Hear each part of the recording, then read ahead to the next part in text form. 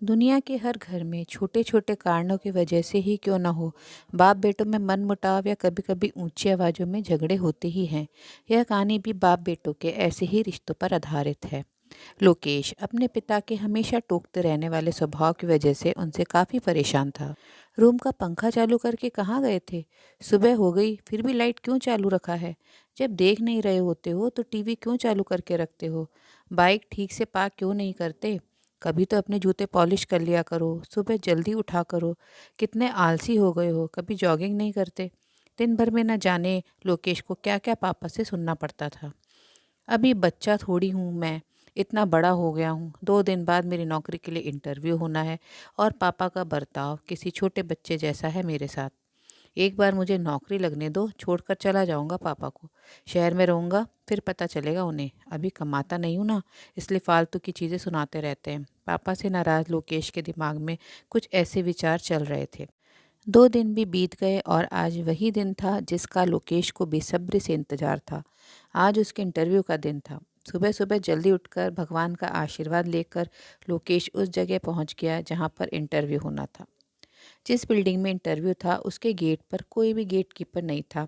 लोकेश ने देखा कि गेट एक साइड से टूटा हुआ है, लेकिन कुछ स्क्रू फिट करने से वह सही हो सकता है। लोकेश ने रुककर स्क्रू को टाइट कर दिया और गेट को सही करने के बाद वह बिल्डिंग में घुस गया।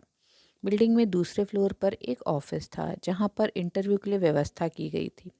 जैसे ही लोकेश उस फ्लोर पर पहुंचा तो उसने देखा कि ऑफिस के बाहर लोगों ने इधर उधर जूते और चप्पल निकाल रखे थे, जबकि वहां पर जूते चप्पल रखने के लिए स्टैंड रखा हुआ था। यह देखकर लोकेश को अचानक अपने पापा की याद आ गई, जो उसे भी अक्सर अपने जूते चप्पल रखने के लिए हमेशा टोकते रहते थे। लोकेश से रहा नहीं गया और उसने बेमन से ही लेकिन उन सभी जूते और चप्पलों को स्टैंड पर अच्छे से रख दिया। अंदर प्रवेश करने से पहले लोकेश की नज़र ऑफिस के बाहर जल रही कई सारी लाइटों पर गई, जिनकी बिल्कुल ज़रूरत नहीं थी। सूरज की रोशनी इतनी थी कि लाइट्स बंद रहे तो भी कुछ फर्क नहीं पड़ने वाला था। उसने बाहर जल रही सारी लाइटों को बंद किया, फिर ऑफिस के अंदर प्रवेश कर गया। लोकेश ने देखा कि ऑफिस में 20-25 कुर्सियां रखी हैं, लेकिन आगे की 10 कुर्सियों को छोड़कर बाकी की कुर्सियां खाली हैं और उन कुर्सियों के ऊपर लगे 2 पंखे बेवजह चालू हैं। उसने फिर अपनी आदत के अनुसार दोनों पंखे बंद किए और बाकी फालतू पड़ी कुर्सियों को एक के अंदर एक रखकर साइड पर रख दिया और वहीं बैठकर अपना नंबर आने का इंतज़ार करने लगा।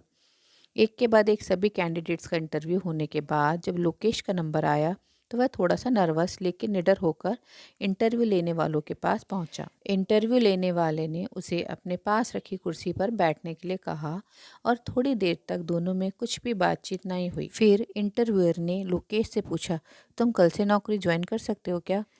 लोकेश की कुछ समझ में नहीं आ रहा था कि यह उसके नौकरी पक्के होने की कंफर्मेशन है या फिर कोई ट्रिकी सवाल। बाद में इंटरव्यू लेने वाले जब सैलरी और क्या काम करना है ये बताया, तब लोकेश को यकीन हुआ कि उसकी जॉब पक्की हो गई है।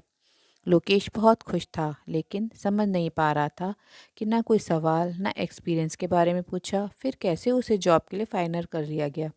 उसके चेहरे पर सवाली एक्सप्रेशन देख इंटरव्यू लेने वाले ने खुद ही कहा, कुछ सवाल और पेपर्स कभी आदमी की काबिलियत नहीं बता पाते। हमने इस बिल्डिंग में प्रवेश करने से लेकर प्रतीक्षा कक्ष तक कुछ अव्यवस्थाएं सेट करके रखी थी।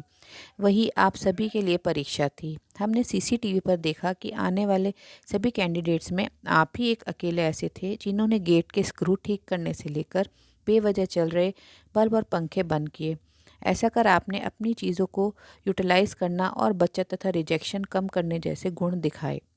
आगे बढ़कर आपने बूट और चप्पल और कुर्सियां ठीक करके दिखा दिया कि आप अपने काम के लिए कितने वफादार हो सकते हैं और किस हद तक जा सकते हैं। बस हमें इतने गुण काफ़ी थे आपको नौकरी पर रखने के लिए। पूरी बात समझ में आने पर लोकेश को फिर से अपने पापा याद आए और याद आई उनकी कही हर बात। लेकिन इस बार उसके मन में कड़वाहट नहीं थी, क्योंकि उसे आज समझ में आया था कि पापा ने उसके लिए उसी मूर्तिकार का किरदार निभाया था जो अपनी मूर्ति को सुंदर और कीमती बनाने के लिए उस पर कितनी बार छिन्नी और हथौड़ी चलाता है। लोकेश जो नौकरी मिलते ही अपने पाप से दूर भागने की सोच रहा था, वो नौकरी का कंफर्मेशन लेटर और साथ में मिली 1 महीने की एडवांस सैलरी को घर पहुंचते ही अपने पापा के कदमों में रख देता है।